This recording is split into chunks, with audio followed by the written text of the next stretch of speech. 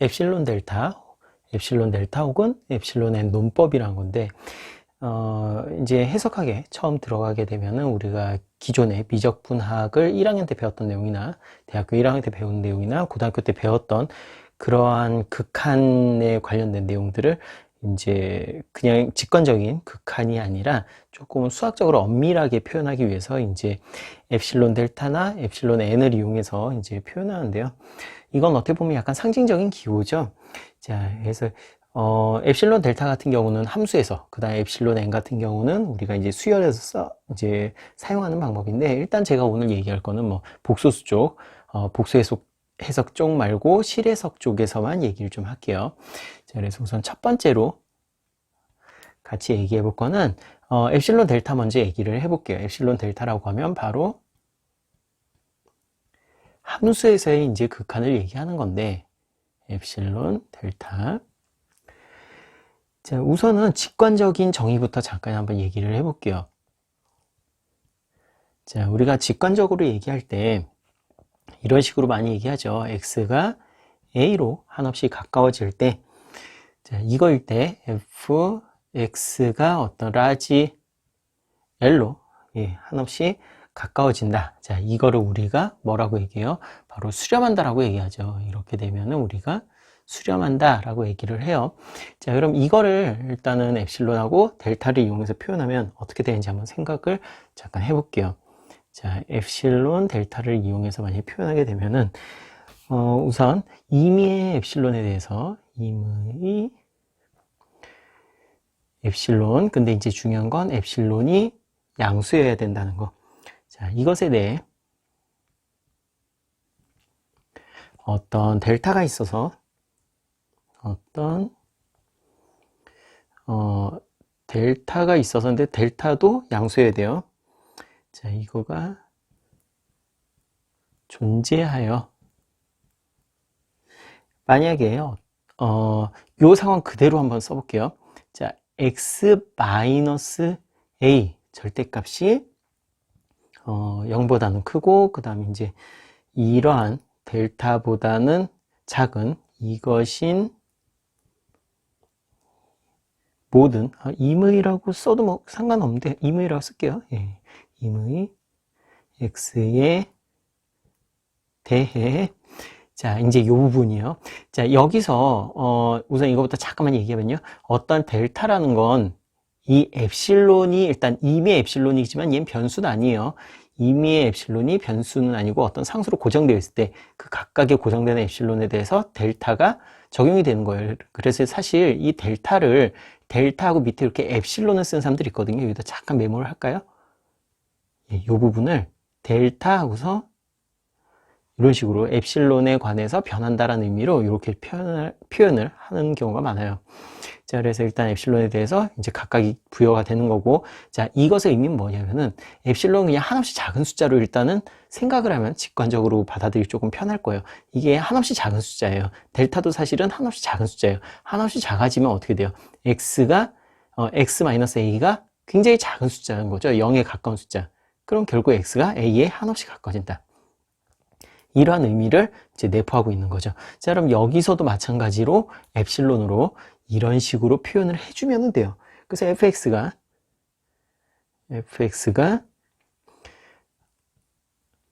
a를 빼서 절대값 지운 거를 엡실론보다 작아진다 라고 해주면 돼요. 이것이면 fx는 l로 수렴한다 라고 얘기를 해요. 자, 그래서 여기서 일단은 우리가 알아둬야 되는 거는 이건 어디까지나 정의예요. 제가 잠깐만요.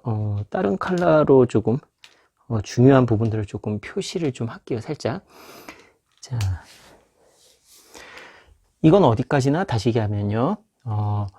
x가 a로 가까워질 때 우리가 f가 l로 가면 수렴한다 라고 얘기를 했었잖아요. 그렇죠? 이런 식으로 이제 직관적으로 정의를 했던 거를 엡실론 델타를 이용해서 제가 한번 표현을 해본 것 뿐이에요. 자, 그럼 여기서 이제 포인트는 뭐냐면은 사실 이 두 개예요. 일단은 x-a가 어떤 델타와 0 사이에 있어야 된다는 것과, 자, 그 다음에 fx가 얘를 뺐을 때 엡실론보다 작아야 된다. 자, 요거를 만들어주는 델타와 엡실론의 관계, 요것만 규명하면 되거든요.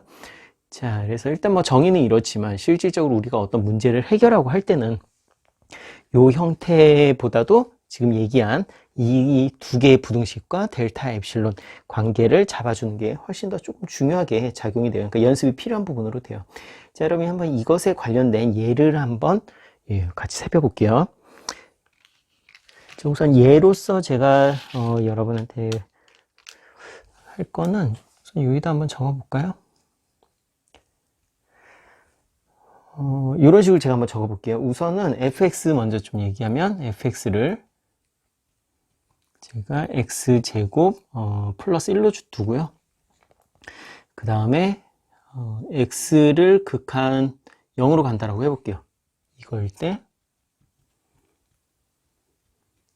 극한을 생각을 해볼게요. 이거 뭐 x 0으로 가면 당연히 1로 수렴을 하겠죠. fx는 1로 갈 거예요. 자, 이거를 델타하고 엡실론을 이용해서 만약에 표현하게 되면 어떻게 되는지 한번 생각을 해볼게요. 자, 증명. 이미 엡실론을 일단 잡아주는데, 제가 증명을 하기 전에 차라리, 잠깐만요. 우선 아이디어부터 잡고서 제가 증명을 들어갈게요. 그게 여러분이 조금 받아들이기 편할 것 같아요. 자, 제가 아이디어 잡는 게 사실은 뭐 중요하기 때문에 그 부분을 제가 좀 다른 색으로 이제 중요 표시를 하면서 중요한 걸 강조하면서 표현을 할게요. 자, 우선은 이 부분을 한번 만들어 볼까요? 이 부분. 자, 이미 어떤 엡실론 양수에 대해서 요거부터 한번 잡아보면 절대값 x 마이너스, 지금 여기 a에 해당되는 부분이 뭐냐면 0이죠. 0. 자, 이게 어떻게 돼야 된다? 델타보다 작아야 돼요. 그렇죠? 자, 이랬을 때 뭐가 성립돼야 되냐면 바로 이게 성립돼야 돼요. 절대값에 fx, 우리 수렴하는 값 1인 거 일단 아니까 넣을게요. 자, 이렇게 되죠? 그러면 이것을 다시 여기 있는 x제곱 플러스 1을 집어 넣어서 본다라고 하면 x제곱이거든요. 얘가 어때야 된다? 엡실론보다 작아야 된다. 그럼 이제 보세요. 자, 위에서는 x가 델타보다 작아야 돼요. 밑에서는 x제곱이 엡실론보다 작아야 돼요.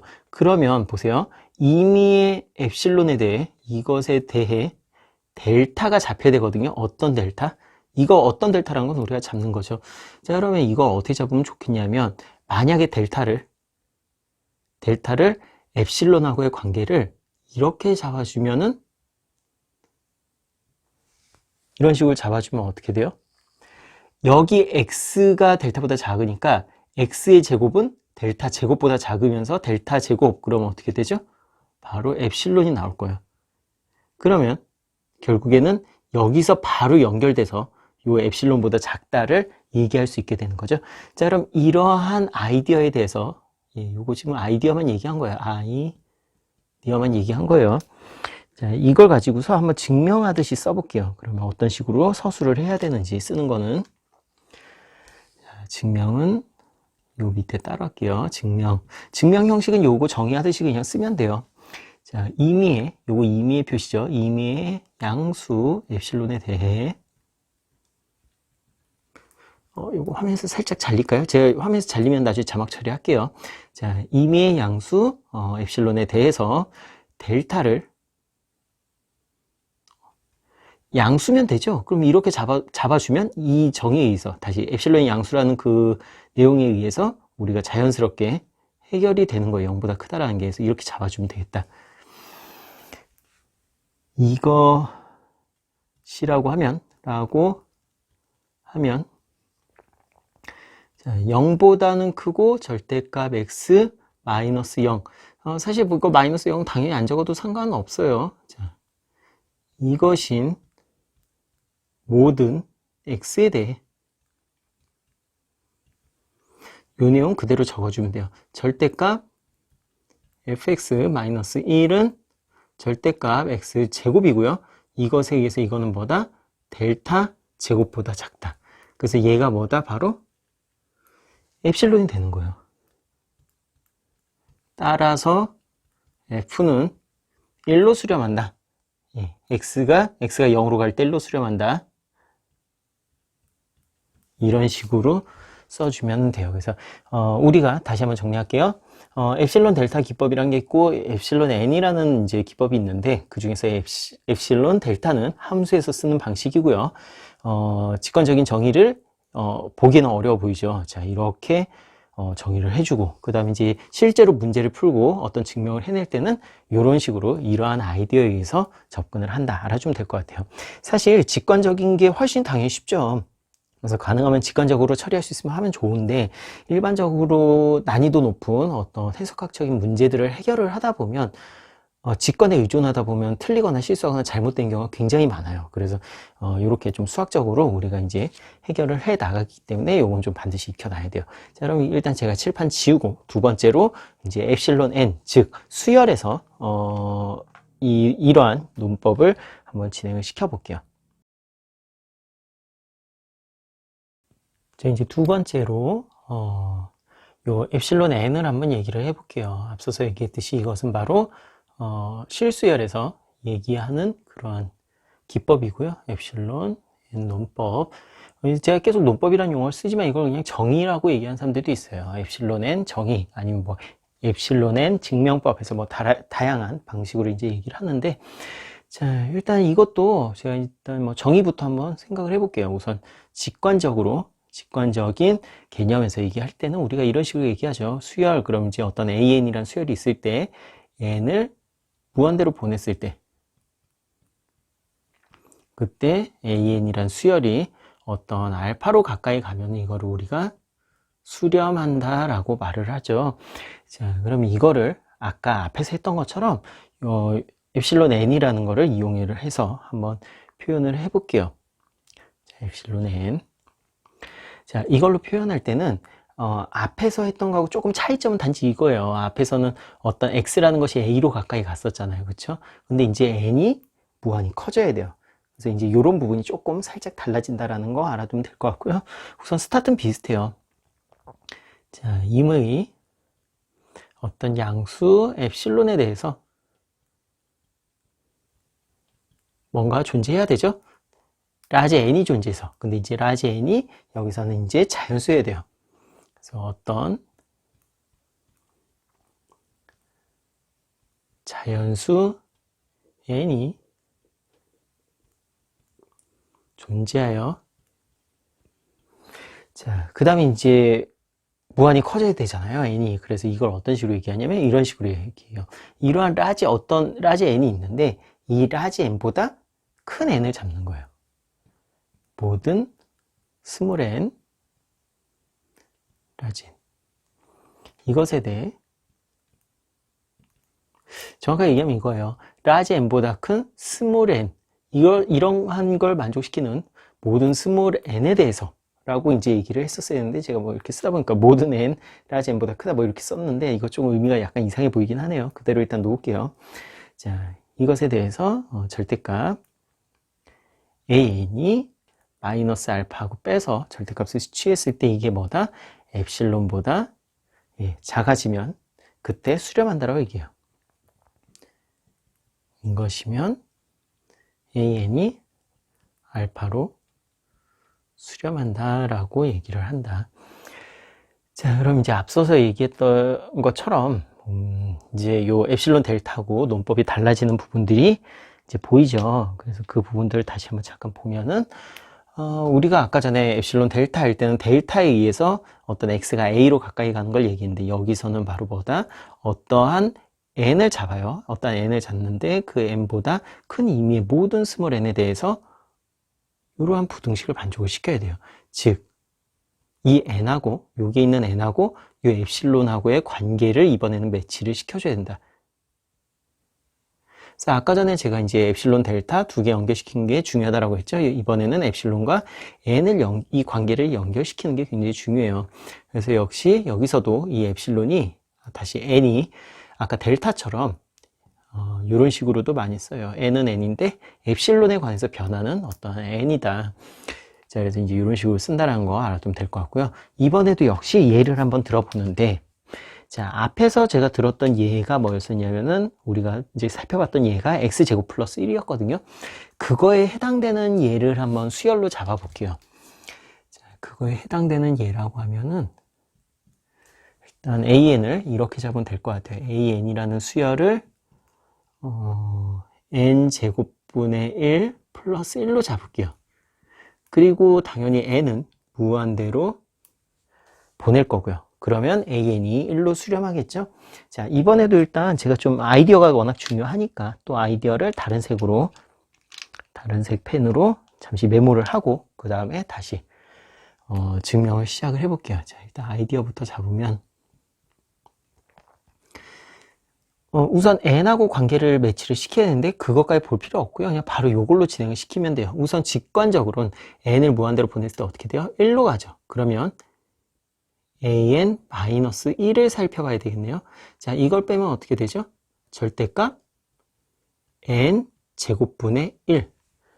자, 그런데 이 스몰 n이 어떠한 관계 있어야 돼요? 라지 n보다 커야 돼요. 그럼 역수를 취하면 이건 다 이제 반대로 부등식은 이렇게 되겠죠? 이쪽에다 쓸까요? 어떤 라지 n 제곱분의 1로 가야 된다. 근데 결정적으로 엡실론보다 이게 작아야 되거든요. 이거 전체가. 요게. 자, 그럼 요거 두 개를 매치시켜 보면 어떤 식으로 나와요? 라지 n은? 이걸 그러니까 역수 취하고 이제 뭐 부등식 반대로 되겠죠. 둘 다 양수니까. 그러면은 아마도 이런 식으로 될 거예요. 루트 엡실론분의 1. 맞아요. 그래서 이제 요 두 개를 이러한 관계로 잡아주면 되겠다. 자, 그러면 이제 증명을 시작을 할 수가 있을 것 같아요. 자, 증명을 한번 시작을 해볼게요. 자, 그러면 이제 증명은 요 정의했던 방식 그대로 써주면 되고요. 임의의 엡실론 0 이것에 대해 자, 이제 이 부분이 이렇게 된 거죠. 자연수 n이 존재하였는데 어떤 자연수? 이러한 자연수. 루트 엡실론분의 1보다 큰 자연수. 이것인 자연수 라지 n이 존재하여. 자, 일단 여기서 잠깐 부가 설명하면요. 엡실론 자체가 지금 양수잖아요. 그쵸? 양수예요. 0이 안 돼요. 0 될 리가 없어요. 그러다 보니까 루트 어떤 양수분의 1, 그럼 엡실론이 아무리 작아도 이거는 그냥 결국엔 양수니까 그거보다 큰 자연수 얼마든지 잡을 수 있어요. 얘가 만약에 100이다. 그럼 101 잡을 수 있을 거고요. 1000이다. 1001 잡을 수 있겠죠. 자, 근데 이제 이런 의문 들 수도 있어요. 그럼 라지 n 말고 그냥 이 형태 그대로 갖다가 증명에다 쓰면 안 되냐? 그건 당연히 안 되죠. 왜 안 되냐면 여기에 들어가야 될 첨자는 자연수니까. 물론 이거를 여기다가 라지 n 자리에 그냥 넣어서 할 수도 있을 거예요. 논리적으로는. 근데 우리가 그냥 직관적으로는 그렇게 생각할 수 있지만 이제 논리적으로는 정확하게 자연수를 하나 잡고 나서 그거보다 큰 n으로 잡아야 된다. 여기서 제가 참고로 하나 더 얘기하면요. 일부 책에서는 일부가 아니라 많은 책에서는 이 부분이요. 스몰 n이 라지 n보다 크거나 같다로도 많이 써요. 예, 뭐 사실 저도 이거 썼다 하는데 둘 다 맞는 거예요. 이거 둘 다 맞기 때문에 상관없다. 그러니까 여기 예를 들면 등호가 들어갔다.